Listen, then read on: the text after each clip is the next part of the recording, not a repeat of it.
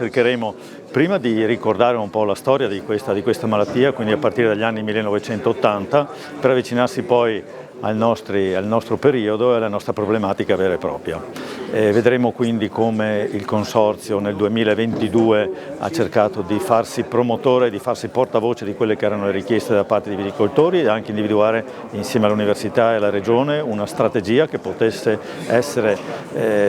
diversa rispetto a quanto fatto finora, maggiormente basata sugli elementi agronomici che si possono mettere in atto per cercare di combattere questa problematica, ma soprattutto anche facendo affidamento e facendo leva su quello che è lo spirito di comunità di viticoltori e quindi lo spirito di aggregazione. In questo modo si è riusciti ad essere molto più tempestivi e molto più pratici nei trattamenti, e questo ha fatto sì che i primi risultati si siano visti e che racconteremo poi questa sera. Ma la grande novità è l'utilizzo del drone come mezzo per cercare di far sì che si possa avere un'idea generale di tutta quanta la nostra dominazione di quello che è l'incidenza della flavescenza dorata, per poi poter scendere anche nel particolare di alcuni casi concreti che possono diventare fondamentali ancora per la difesa nei prossimi anni. Il contributo di Banca Preabili per San Biagio per questo tipo di iniziativa è un contributo innanzitutto che va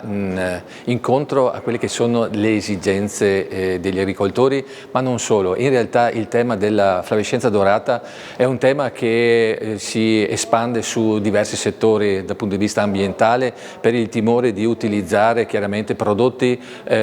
di impatto notevole nei confronti dell'ambiente, per cui lo studio va proprio in questa direzione, nel cercare di trovare quelle soluzioni che siano assolutamente compatibili e vadano incontro alle esigenze di un ambiente sano e anche di un paesaggio che non sia così pesantemente sfregiato dall'azione della flavescenza. E poi credo anche che sia importante da parte di un istituto di credito come il nostro, che è vicino a tutte le associazioni di categoria, ma è vicino soprattutto agli agricoltori, a dare incontro e trovare delle soluzioni proprio anche per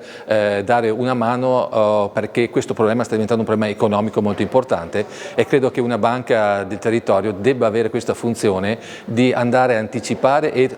possibilmente risolvere soluzioni, dare soluzioni e risolvere problematiche che possono diventare impattanti per il futuro delle nostre aziende. Sì, la flavescenza dorata è una fitopatia che sta creando grandi problemi in Regione Veneto. È partito un focolaio prima proprio nelle zone collinari delle colline del Prosecco di Conegliano e Valdobbiadene, dopodiché un altro focolaio lo abbiamo riscontrato nel Veronese, nella Valpolicella, ed è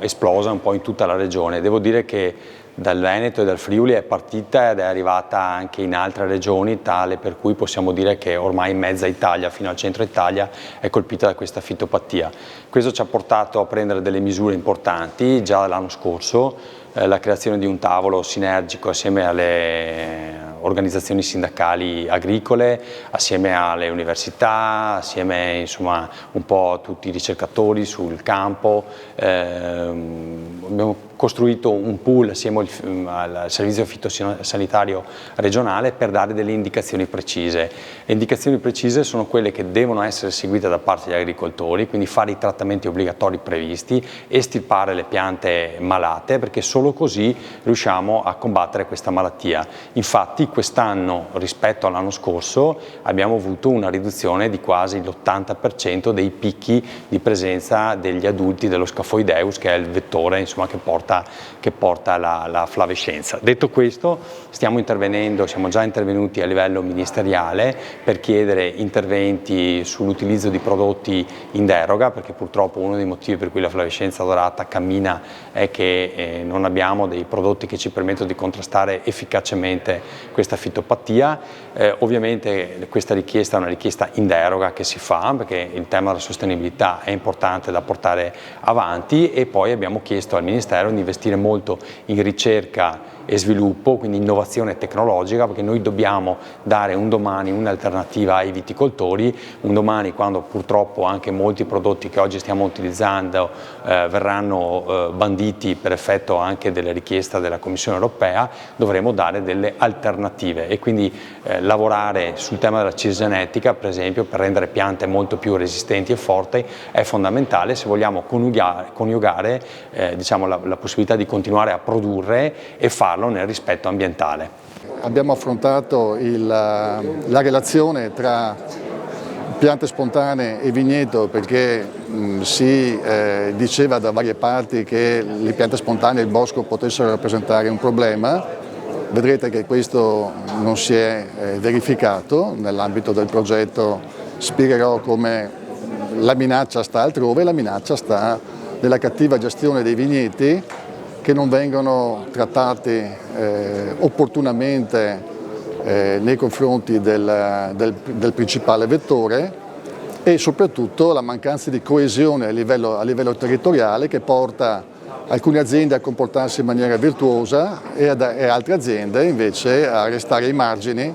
di questi comportamenti ottimali che, se corretti, porterebbero ad abbassare la guardia nei confronti di questa minaccia.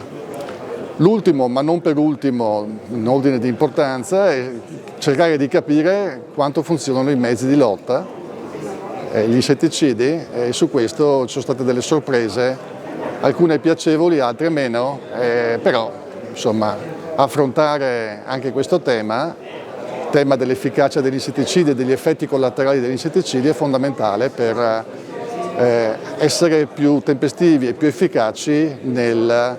controllo della malattia.